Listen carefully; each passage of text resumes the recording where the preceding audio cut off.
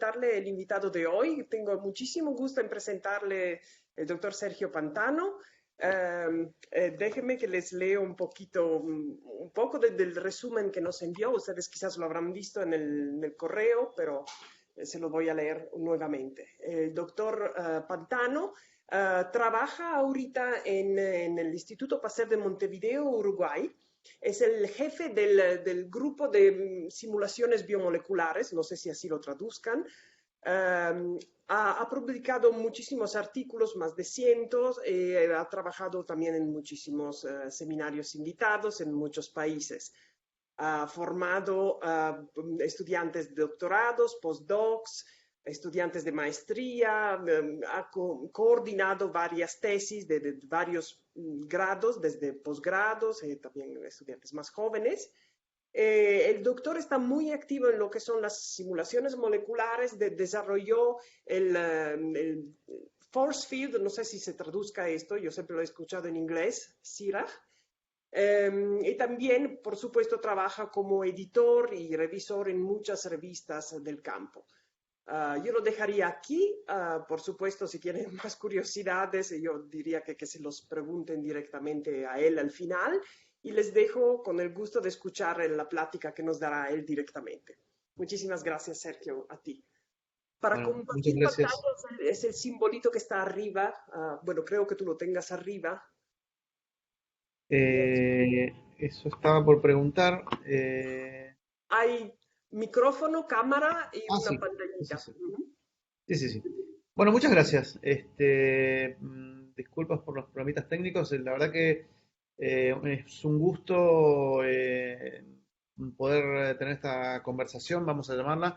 El otro día le preguntaba a Valeria sobre qué es lo que, digamos, sobre el background de la gente que iba a estar escuchando. ¿Están viendo la presentación ahora? Sí, muy bien, gracias.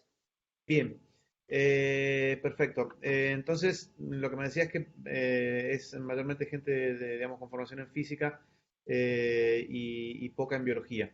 Entonces, bueno, eso un poco me generó un momento de estrés, digamos, porque claro, me di cuenta de que lo que había mandado como resumen de la presentación en realidad requería conocer bastante de biología para entender. Así que bueno, nada, lo que voy a hacer es recordando una vieja anécdota de una vez que era estudiante de doctorado y una persona dijo, bueno, no sé cómo hablar o cómo contarles porque el, el tópico de la charla era bastante ajeno a toda la audiencia y el director del departamento le dijo, nos puede tratar como ignorantes, pero no nos trate como estúpidos. Entonces voy a tratar de hacer eso. Discúlpenme, en algunos casos voy a hacer algunas sobresimplificaciones. Si hay biólogos en la audiencia, probablemente alguna analogía un poco tirada de los pelos, pero en realidad lo que hice fue preparar una presentación pensando en que se la tuviera que explicar a mí mismo hace 25 años, porque yo también soy licenciado en física recibido en Argentina, entonces hace 25, 26 años, cuando recién me recibí, no sabía absolutamente nada de biología, lo único que sabía que las proteínas eran polímeros, y eso era más o menos lo que sabía. Entonces, vamos un poquito con esto vamos a tener que tratar de entender qué es lo que es, bueno, probablemente el efecto Fred ya lo conozcan, pero cómo es esto de diseñar sensores y modificar proteínas. La idea es que al final de la charla nos quede un poquito más claro qué es el dibujo que estamos viendo en el fondo de la pantalla. Antes de pasar verdaderamente a la charla, un par de notas de curiosidades. Otra cosa, yo normalmente preparo siempre las imágenes y el texto en inglés por las dudas que haya alguna persona en la audiencia que no hable español.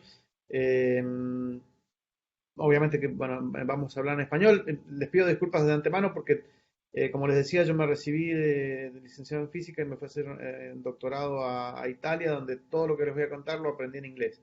Entonces, algunos anglicismos van a ser inevitables. Buscando un poquito de material, encontré esta curiosidad histórica que refleja el hecho de que en realidad la historia de la fluorescencia nació en México. La primera mención histórica a una sustancia que es fluorescente está reportada en este libro, si como ven acá abajo, en el 1580, que contiene esencialmente una enumeración de eso, de historia de las cosas, obviamente están escritos en español antiguo, de las cosas que se traen de nuestras Indias occidentales y que sirven en medicina. Y ahí se describe, entre muchísimas otras productos, una sustancia que se obtiene, una infusión esencialmente que se obtiene a partir de una planta que se crecía en México, que expuesta a la luz del sol adquiere una coloración azul. Tuvieron que pasar unos 300 años aproximadamente para que George Stokes describiera de una manera un poquito más científica el efecto de fluorescencia. En realidad, digo un poquito más científica, esto probablemente digamos, muchos de ustedes lo saben, pero es muy interesante que la primera mención, o lo que motivó el estudio más sistemático de efectos de fluorescencia, perdón. Creo que se abrió un micrófono por error. Ojalá que sea así. Okay.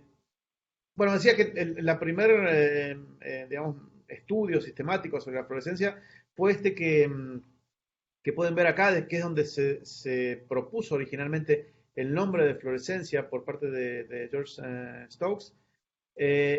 Además es muy interesante porque está disponible online, obviamente son escaneos del artículo original, sobre todo para los estudiantes creo que es una cosa muy interesante leerlo, porque da una idea de cómo se hacía ciencia en el 1800.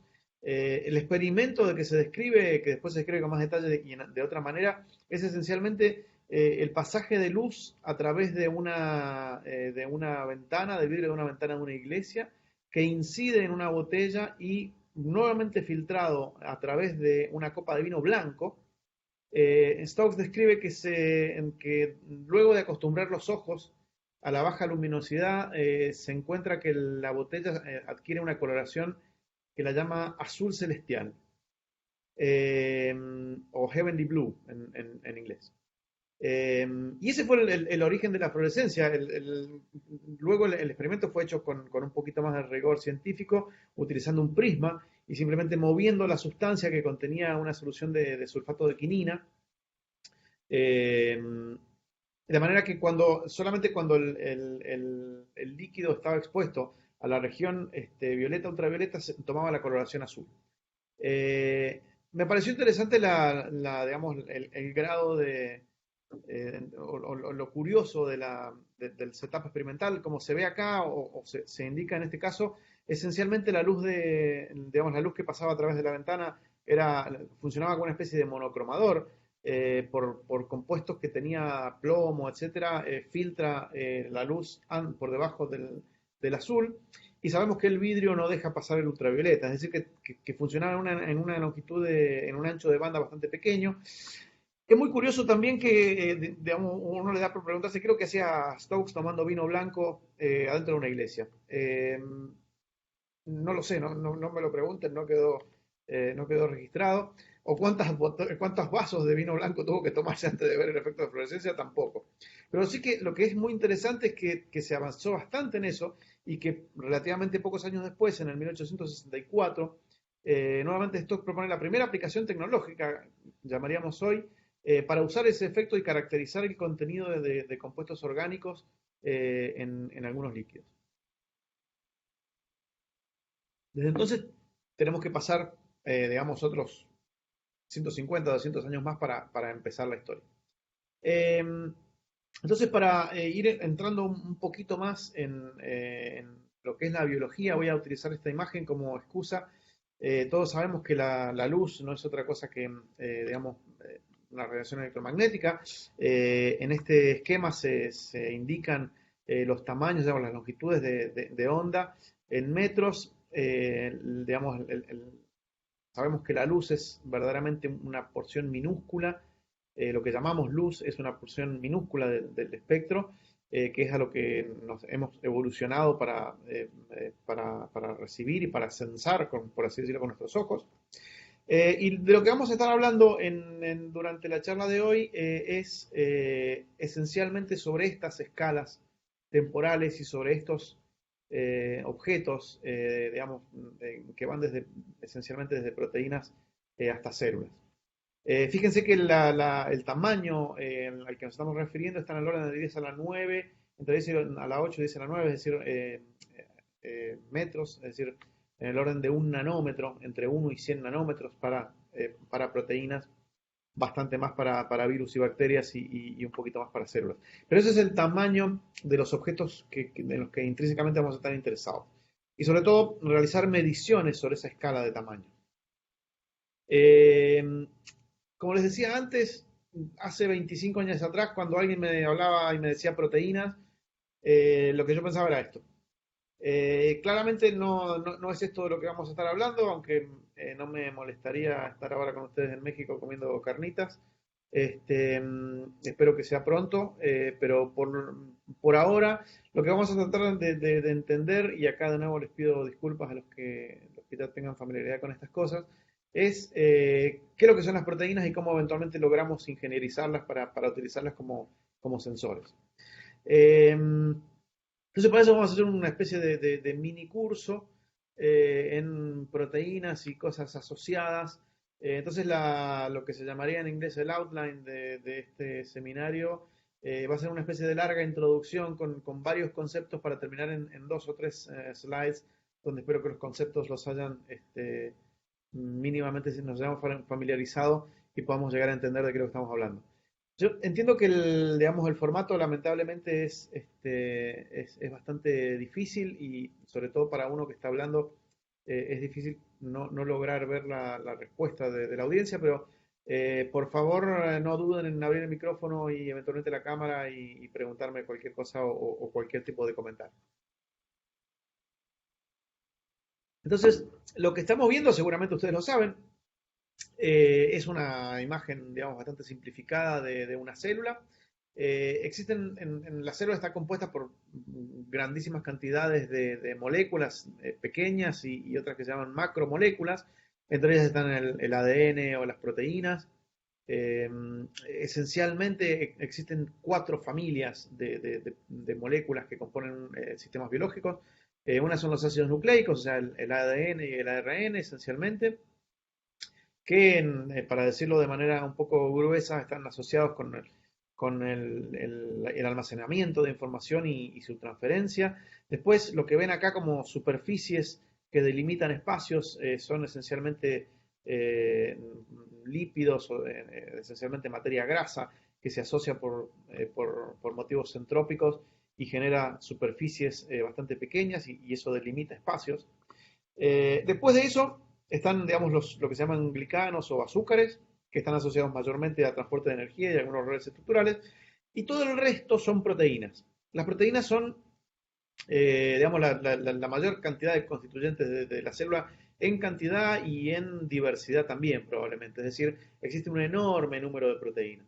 Esto es una ilustración claramente a fines educativos, pero si uno pudiera hacer un zoom en alguna región, digamos, relativamente pequeña de la célula, lo que más o menos hoy en día logramos imaginarnos, esencialmente es un ambiente bastante hacinado, podríamos decir, de componentes. Casi todos los pequeños puntitos de colores, digamos, lo que se ve acá son estructuras que están en amarillo, son poros nucleares están constituidos por ensamblajes bastante grandes de proteínas.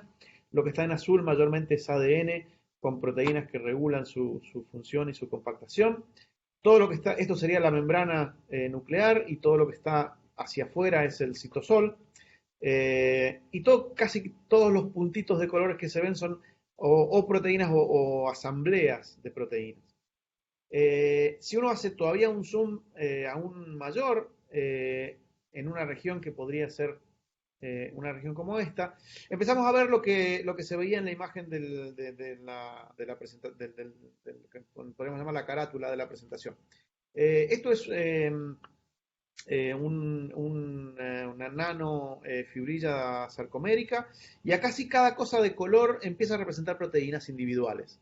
Lo que vamos a ver más adelante, en particular vamos a estar hablando de estos objetos, que por ahora los vamos a llamar simplemente objetos amarillos. Y como ven acá, bueno, los cilindros son una representación súper simplificada de lo que se llama un filamento grueso dentro de células musculares. Lo que se ven en gris son los que se llaman filamentos finos. Y lo que se ven pequeños puntitos verdes, que espero que puedan apreciarlos, son pequeñas moléculas de señalización. Es decir, como les decía, no solamente existen macromoléculas, pero también en la célula existen pequeñas moléculas que transportan señales. Una de ellas, que está involucrada en muchísimos procesos celulares, es el AMP cíclico, adenosín monofosfato cíclico, y para eso son los sensores que les voy a contar que estamos diseñando. Entonces, la pregunta es, bueno, ¿cómo se hace para medir cosas en este caos? Pensando en las dimensiones, pero pensando también en que no solamente estos son objetos que se arreglan de manera específica en 3 dimensiones y en pequeños tamaños, sino en 4 dimensiones. Porque las células obviamente están vivas y no solamente importa la organización tridimensional, pero también la organización espacio-temporal de las cosas. Es decir, que la célula para continuar viva necesita intercambiar materiales, nutrientes, etcétera, con el exterior y con otras células y comunicar información. Entonces, ¿cómo se hace para diseñar objetos que pueden llegar a ser útiles para medir ese tipo de procesos? Bueno, esencialmente modificando proteínas es una de las respuestas. Entonces, para entender cómo hacer y cómo lograr modificar esas proteínas, en simplemente un par de imágenes les cuento que algo que probablemente ya saben, pero que vale la pena repasar, y es que las proteínas esencialmente se pueden clasificar por su estructura primaria. Una proteína esencialmente es lo que se llama un polímero, es decir, es mucho poli de lo mismo, homero, y para decirlo en términos mucho más simples, es como una especie de rosario de cuentitas, con la particularidad de que cada una de las cuentitas del rosario está formada por una estructura química que tiene esta forma, donde esta R representa cada una de las 20 posibles aminoácidos.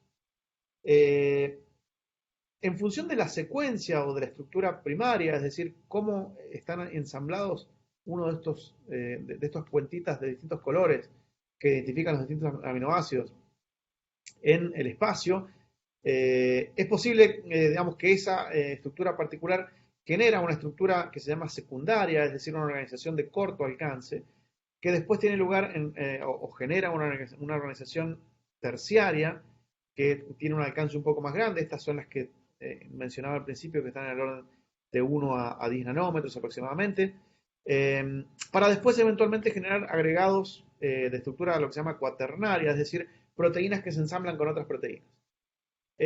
Lo que es importante tener en cuenta es que las proteínas tienen una forma definida, muchas de ellas, no todas, pero muchas de ellas. Hay otras que cambian de forma durante ciertos procesos o bajo ciertas condiciones. Entonces existen distintas formas de clasificarlas y esos pueden ser clasificaciones que están basadas en su estructura, en su composición, digamos, de aminoácidos o en la función que desarrollan. Probablemente también se puede clasificar en función de la localización dentro o fuera de la célula o en el medio de las membranas, etc. Es decir, que en función de cómo están hechas o digamos cómo están constituidas lo que se llama la secuencia o la estructura primaria de la proteína, eso determina una serie de cosas. Lo que es fantástico en las proteínas es que la diversidad enorme de formas y de funciones que pueden adquirir.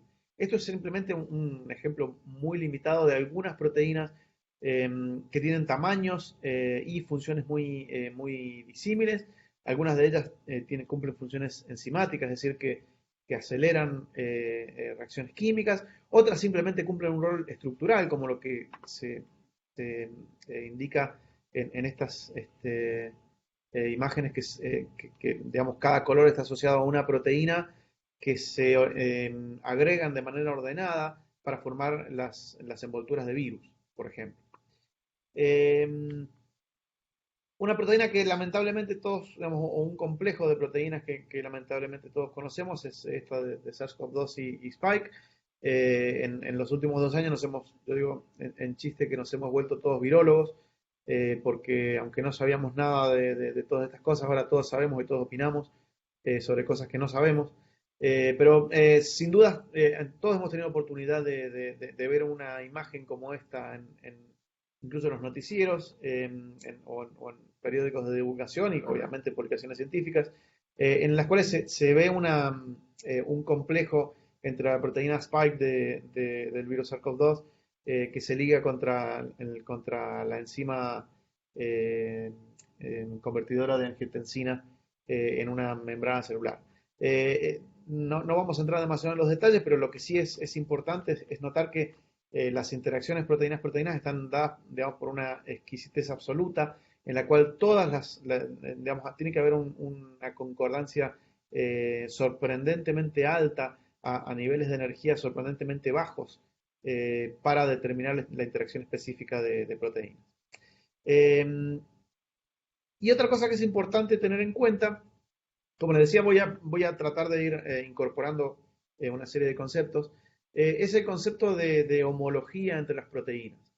Como les decía recién, una proteína está definida por su secuencia aminoácidica, es decir, lo que se llama la estructura primaria, y eso determina su forma eventualmente y también su función. Pero es interesante notar que secuencias que están, digamos, que son muy similares entre ellas, adoptan estructuras que también son muy similares. Incluso aunque sean proteínas de organismos que están muy separados, es decir, que evolutivamente no tienen prácticamente nada que ver. De hecho, existen un gran número de proteínas que tienen una estructura sorprendentemente similar, incluso con una identidad de secuencia sorprendentemente baja que va en el orden incluso del 10%. El concepto de homología entre proteínas hace que, digamos, con total seguridad, y este es simplemente un ejemplo digamos, de estos dos polímeros superpuestos uno sobre el otro, en el que solamente con el 44,7% de identidad de secuencia, es decir, si uno genera un alineamiento de secuencias y los compara de una forma parecida a esta imagen que estoy mostrando ahora, si comparo uno a uno los aminoácidos en este alineamiento de secuencia, veo que el primero coincide, el segundo no, el tercero sí, el cuarto sí, y así los voy contando. Llego a que a niveles de identidad de secuencia en el orden de 40 o 50%, es casi seguro que las dos proteínas van a tener un plegamiento, como se le dice, o una forma en 3 dimensiones que es muy similar. Entonces, esto hace que, digamos, permite de alguna manera o facilita algunas generalizaciones a la hora de pensar en estructura de proteínas. Obviamente, como se puede intuir acá, en las regiones azules son regiones más conservadas y en función de cómo la proteína fue evolucionando en ese organismo, existen regiones que son mucho más conservadas y otras que son mucho menos conservadas y eso eventualmente da lugar a diferencias en cuanto a la funcionalidad de la proteína o probablemente le confiere mayor flexibilidad o sensibilidad a temperatura o a otros ambientes externos. Bueno, obviamente, como les decía, existe un número enorme de proteínas. Tenemos en nuestro cuerpo, la verdad que ahora se me escapa el número estimado del proteoma, ya me va a venir. Pero una de las proteínas de las que vamos a estar hablando en particular es esta que fue revolucionaria en su momento, que es la proteína fluorescente verde. Esta fue una proteína que se descubrió a mediados de los 90, aislada de medusas. Y es una proteína que es fantástica y verdaderamente generó una revolución para el conocimiento, sobre todo en biología molecular, porque es una proteína que adopta espontáneamente esta forma y en su interior genera, mediante una reacción química, lo que se llama un cromóforo, es decir, un segmento de una molécula que tiene la capacidad de recibir radiación a una cierta luz, esencialmente, en una cierta gama de longitudes de onda, ir a un estado excitado y después emitirla con un cierto corrimiento hacia valores más altos de longitudes de onda. La diferencia entre la posición de estos dos picos esencialmente es el corrimiento de Stokes, ¿sí? Usando biología molecular, se generaron una enorme cantidad de lo que se llaman variantes espectrales de la GFP, es decir, proteínas que tienen picos de emisión y excitación en toda la gama de colores y aún, digamos, en el infrarrojo y en el ultravioleta también. De manera que utilizando estas proteínas, uno se puede dar, digamos, se puede imaginar que si yo puedo, entre comillas, por así decirlo, convencer a una célula de que pueda generar estas proteínas en su interior, lo que tengo inmediatamente es una manera de visualizar proteínas o procesos dentro de células. ¿Cómo hacer para que una célula exprese ese tipo de proteínas? Hoy en día es una cosa que es, no para mí, pero para un biólogo molecular es una cosa absolutamente trivial. Es decir, que efectivamente es una cosa completamente de rutina generar proteínas o incluso animales que expresan este tipo de llamémoslo, sensores luminosos. De hecho, por ejemplo, es posible marcar regiones celulares con distintas proteínas o colorantes fluorescentes utilizando técnicas de microscopía moderna, por ejemplo, como se muestra en esta imagen, tener células marcadas que dan una indicación de distintos tipos de procesos. Por ejemplo, lo que me está diciendo esta célula es que hay, digamos, una marcación que está asociada a la membrana, otra que está asociada a los núcleos y que esto que es la proteína fluorescente verde está dispuesta mayormente en el espacio citosólico, como se le llama de la célula, y que no entra en el núcleo, por ejemplo. Excepto en estos casos raros en los que sí, por algún motivo, esta célula, como ven, tiene una forma extraña y genera alguna especie de fenómenos raros. Como les decía, hoy en día, usando tecnologías de biología molecular e ingeniería genética, esto es una cosa que es verdaderamente trivial y se ha logrado marcar no solamente células, sino generar animales transgénicos que en este caso son ovejas que generan en la epidermis una proteína fluorescente. Esto la muestro porque es una imagen que recorrió el mundo hace 3 o 4 años, porque fueron ovejas que fueron generadas acá en el Instituto Pasteur por una colega que trabaja acá 2 o 3 puertas más allá de mi oficina. Entonces, como les decía, es fácil imaginarse que la introducción de proteínas fluorescentes fue verdaderamente revolucionario. La segunda revolución, o la segunda parte de la misma revolución probablemente, fue la creación de esto que les comentaba que se llaman variantes espectrales. ¿Por qué? Porque en función de que cada variante espectral tiene un cierto corrimiento de Stokes, si yo en el ejemplo que se muestra aquí tengo una variante, una proteína fluorescente que trabaja en el azul, es decir, que yo puedo excitarla en esta longitud de onda y esa proteína emite en una longitud de onda mayor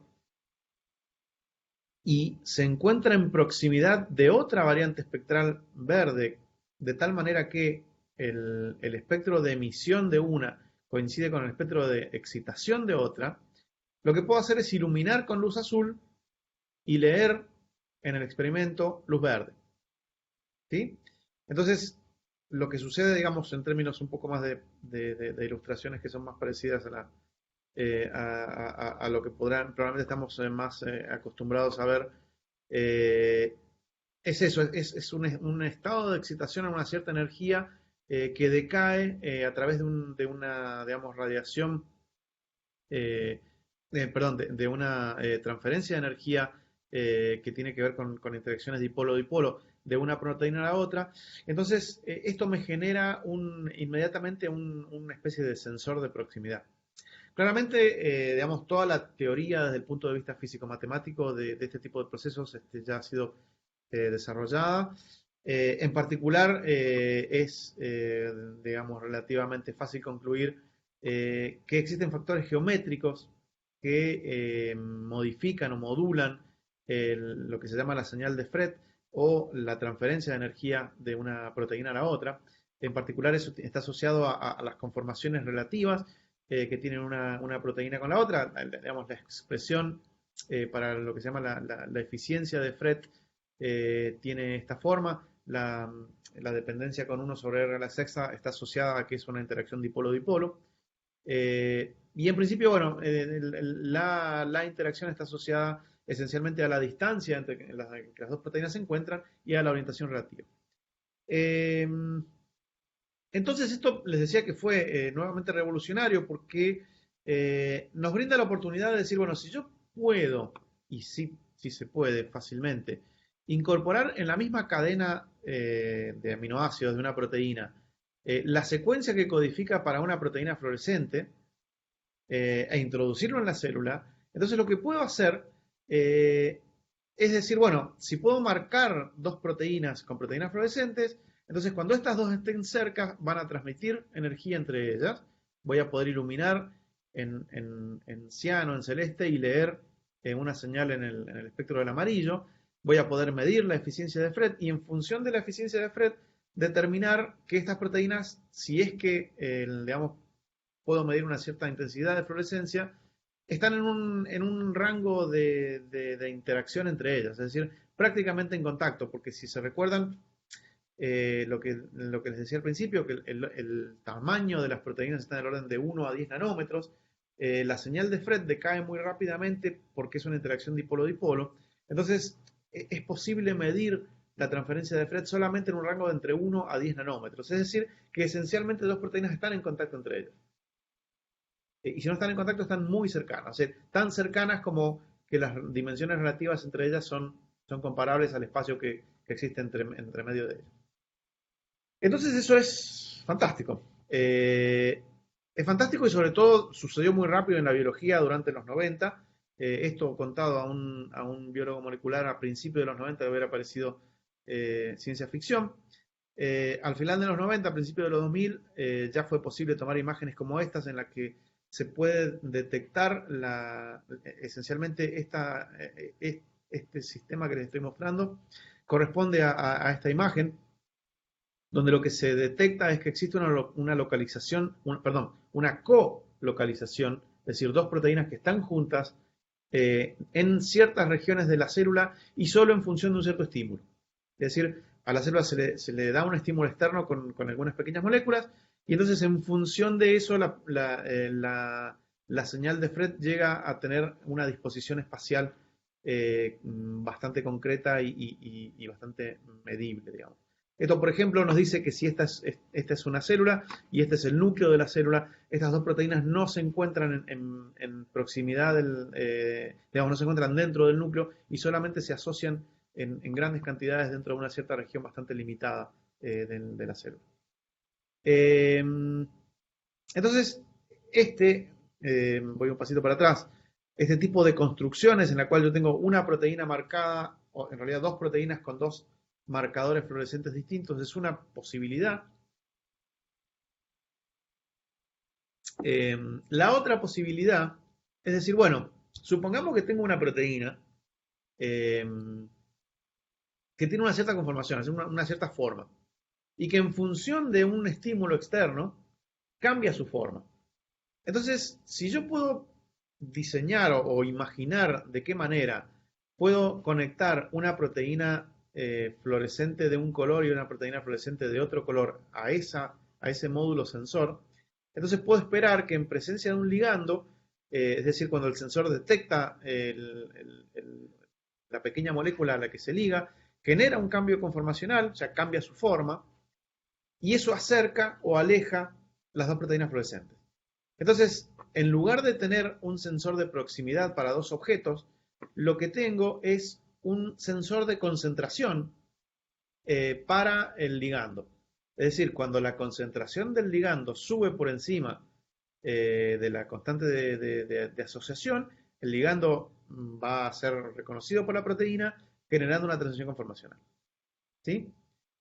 Eh, ¿Se está entendiendo lo que estoy diciendo hasta ahora? No sé cuánto es posible, digamos, cuánto es fácil para todos abrir los micrófonos, pero simplemente para tener un poco de realimentación, Me contestan sí en el chat. Entonces, bueno, adelante, por ¿puedo, favor. ¿puedo abrir el chat? Sí, si quieres, al lado. Sí, sí. Sí, acá lo encontré. Bueno, perfecto, muchísimas gracias. Cualquier comentario que tengan en el chat, desde ya se los agradezco mucho.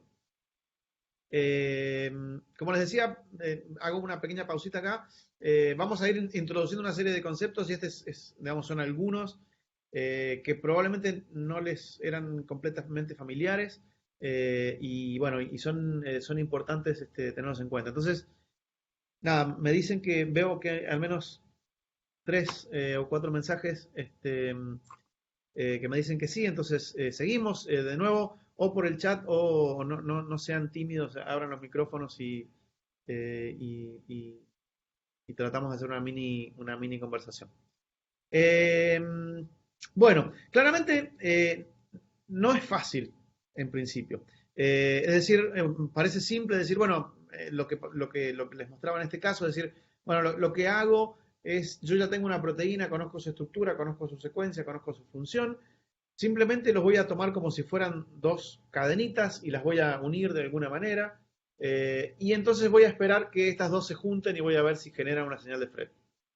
Eso, bueno, puede funcionar, muchas veces funciona, pero supongamos que las proteínas tienen esta forma y que el tamaño, como les decía, es súper relevante para la detección.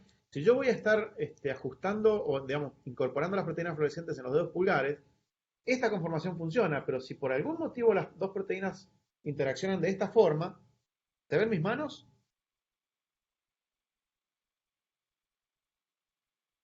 ¿Están, ¿Están viendo mis manos? ¿Están viendo mi imagen? Sí, Sí, sí. Perfecto. Entonces, de esta forma se va a ver una señal de Fred, pero si la interacción no es como yo me imaginaba, digamos, de esta forma de las manos, sino de esta otra, nunca voy a ver una señal de Fred, porque aunque éstas se acerquen o se alejen, los pulgares están en el estado ligado lo suficientemente lejos como para que la interacción no suceda. ¿Sí? Entonces, por mucho tiempo, eh, la generación de estos que se llaman sistemas de Fred ha sido una cosa de prueba y error.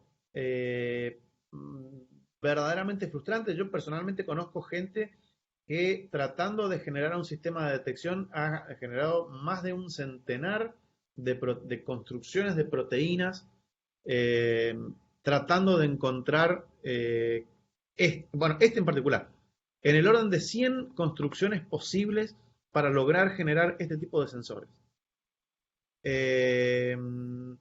No les voy a decir el nombre porque, bueno, creo que la persona terminó bastante frustrada, pero esto que parece muy simple, que estoy contando de manera muy simple, implica digamos, una cantidad de trabajo bastante importante.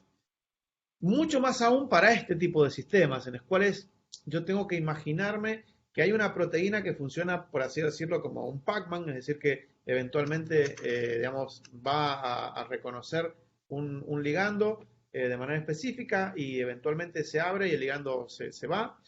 Eh, entonces, uno dice, bueno, tengo que ponerle dos proteínas fluorescentes de manera que cuando están cerca, que cuando está ligado, eh, pueda efectivamente tener las dos proteínas suficientemente cerca o suficientemente lejos, de modo tal que yo pueda ver una señal.